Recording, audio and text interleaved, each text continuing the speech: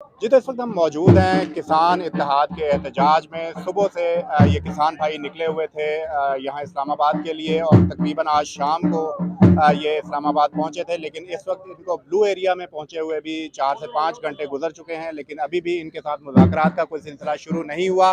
काफ़ी ज़्यादा जदोजहद करके ये किसान भाई यहाँ पर इस्लामाबाद में पहुँचे हैं। मैं आपको ये बताता चलूँ कि टी चौक रवात में कंटेनर्स लगाकर रास्ते बंद किए गए थे हुकूमत की जानिब से। इसके साथ ही साथ जो एक्सप्रेस वे इस्लामाबाद में दाखिल होती है वहाँ पर भी कंटेनर्स लगाकर जो है रास्ते बंद किए गए थे। लेकिन किसानों ने उन तमाम कंटेनर्स को क्लियर किया और किसान जो है अपने मुतालबात के लिए यहाँ पर ब्लू एरिया में पहुँच चुके हैं। इंतज़ामिया की जानिब से भरपूर कोशिश थी कि इन किसानों को F9 पार्क भिजवा दिया जाए, लेकिन किसान जो हैं वो बज़िद हैं कि डी चौक की जानिब जाएंगे या उनके मुतालबात तस्लीम करें तो उसके बाद वो अपने घरों को जाएंगे। इस वक्त पंजाब के सदर किसान इत्तेहाद के हमारे साथ मौजूद हैं। हम उनसे जानेंगे कि मेन मुतालबात हैं क्या जिनकी वजह से किसानों को आज सड़कों पर आना पड़ा है। अस्सलाम वालेकुम सर। जी वालेकुम। बहुत शुक्रिया सर आपके वक्त का। ये बताइएगा कि क्या इतने गंभीर मसाइल हो गए हैं किसान के कि आज किसान सड़कों पर है, ना सिर्फ सड़कों पर है बल्कि इस्लामाबाद की सड़कों पर है। देखिए जी, जो सबसे बड़ा मसला तो ये है कि हमारा जो पानी है ट्यूबवेलों का, हम जो है ना वो उसकी इतनी कास्ट बढ़ गई है क्योंकि रेट उसका बहुत बढ़ गया बिजली का, जो कि इन्होंने डबल कर दिया है और फिर उसमें टैक्सेस वगैरह डालकर उसका रेट तकरीबन 30 से 50 रुपए फ़ी यूनिट हो रहा है। तो हम अगर 1 एकड़ को पानी लगाते हैं तो वो हज़ारों में चला जाता है। ये हम अफ़ोर्ड नहीं कर सकते हैं और साथ ही कोई ऐसे-ऐसे टैक्सेस हर महीने डाले जाते हैं। हम चाहते हैं कि उसका जैसे पिछली हुकूमत में 1 यूनिट 1 रेट था, फ्लैट रेट हमें मिला हुआ था, वो किया जाए और ताकि जो है ना हमें रिलीफ़ मिले। दूसरा इसके अलावा जो है वैसे ही आजकल आपको पता है महँगाई का दौर है और जिसके अंदर जो है ना वो बहुत मुश्किल हो गई है। हमारे जो डीज़ल है वो ₹250 लीटर हो गया है। इसी तरीके से हमारा बीज और बाकी चीज़ें जो हैं वो इतनी इंतहाई महँगी हो चुकी हैं, तो वो किसान अफ़ोर्ड ही नहीं कर सकता है। आप यकीन करें कि हम जो है ना वो बिजली का जो बिल आता है, वो अभी क या तो किसी जानवर को फ़रोख्त करना पड़ता है या किसी बच्ची की या घर वालों के कोई ज़ेवर फ़रोख्त करते हैं, तो तब जाकर हम ट्यूबवेलों का बिल अदा करते हैं।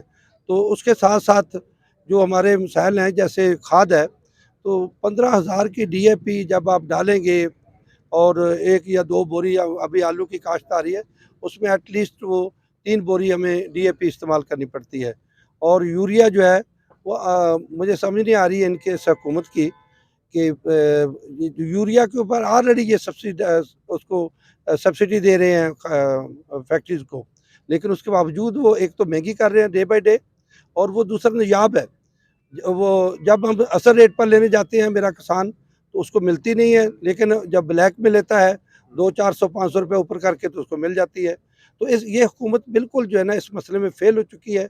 ये ज़रई मुल्क है, इसको ज़राअत जब तक नहीं चलेगी, कभी भी इसकी मईशत जो है वो नहीं चलेगी। ये पिछली हुकूमत में आपने देखा कि इन्होंने खुद जो है हमारा जो ग्रोथ रेट था, जिसको हम डीएपी अपना उसके कहते हैं कि जो इनका ग्रोथ हुआ है वो 6% था। इन्होंने खुद वो शो किया है। तो जबकि अभी उसकी हालत जो है मेरा ख़्याल वो 2 ढाई % पर पहुँच गई है।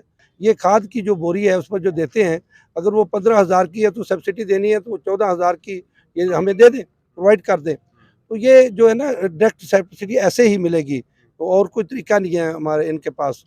और लेकिन है कि जो ख़ासकर ये पूरा माफ़िया है खाद वाला यूरिया का, मुझे आप बताएँ कि यूरिया कोई बाहर से वो इम्पोर्ट तो नहीं हो रही और उसके बावजूद जो है वो और उस पर सब्सिडी भी उन्होंने अच्छी खासी दी है, गैस भी उसकी बंद नहीं होती है। तो वो डे बाय डे कैसे महँगी हो रही है, उसका जो है ना डॉलर के साथ इसको कैसे रिलेटेड कर लेते हैं। ठीक है, बहुत शुक्रिया सर। यहाँ पर जनरल सेक्रेटरी भी मौजूद हैं किसान इत्तेहाद के, उनसे भी थोड़ा-सा जानते हैं कि उनके क्या व्यूज़ हैं। सर ये बताइएगा कि किसान जब खाद लेने जाता है, डीज़ल लेने जाता है या पानी लगाना है तो बिजली के बिल आ रहे हैं।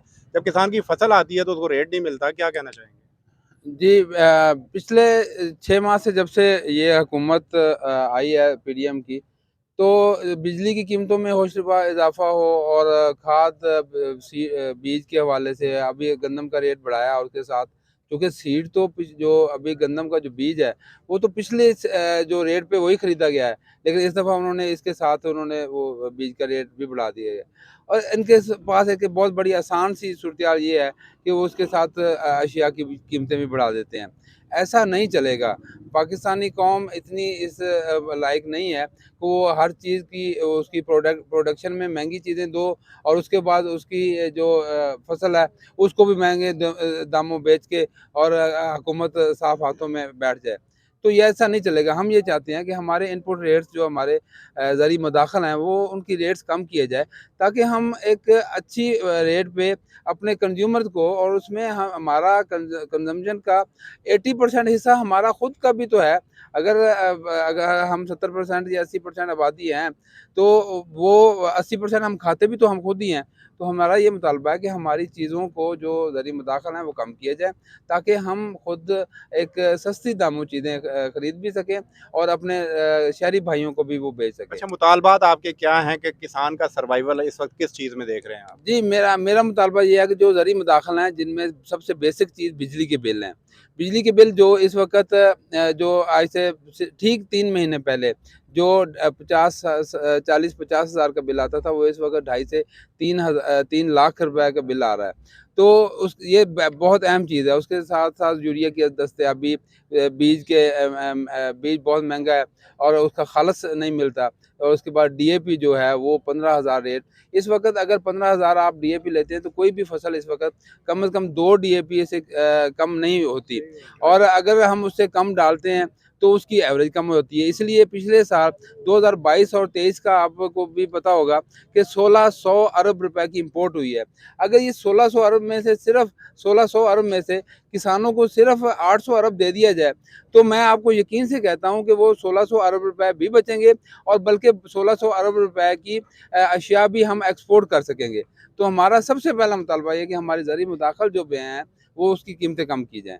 अच्छा, किसान जो है इस वक्त सिंध का और जो बलूचिस्तान का है वो तो बिल्कुल डूबा हुआ है। जी। आगे गंदम की काश्त का टाइम भी आ रहा है, तो इस वक्त किसान इत्तेहाद की जानिब से क्या मुतालबा है कि उन किसानों के लिए कोई बीज और खाद की जो है वो मुफ्त फराहमी का भी कोई मुतालबा हो रहा है? जी, ये हमारा सबसे बहुत अहम मुतालबा है कि जो बलूचिस्तान की जिसमें हमने खुद भी विज़िट किए हैं और अपने किसान भाई और बाकी तमाम भाइयों के लिए जो भी हम कर सके अपनी तंजीम की तरफ से हमने ओवरऑल वो उसमें उनकी सपोर्ट की है।